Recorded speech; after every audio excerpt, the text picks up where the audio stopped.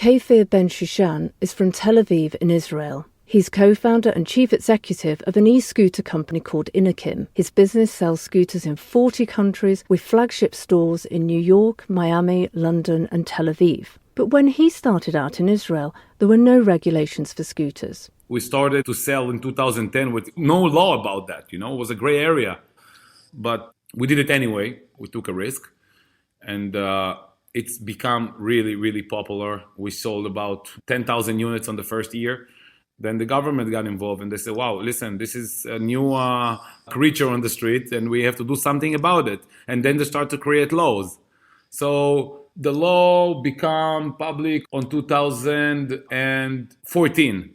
You come to Tel Aviv, you don't see cars anymore. You see only electric scooters. There is about 500,000 scooters around Tel Aviv. 500,000.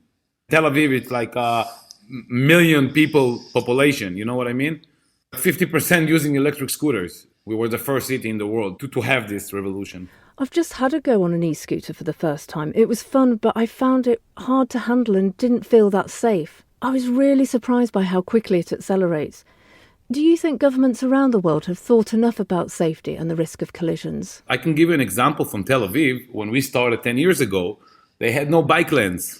So people was just riding on the street. And when it's become really, really popular, after 5 or 6 years, the whole country changed and they start to build those bicycle lanes, which reduce a lot of accidents. So if you ask me about more safeties, I would say helmets required. In Israel, you required and you have to wear a helmet. If not, you get a ticket.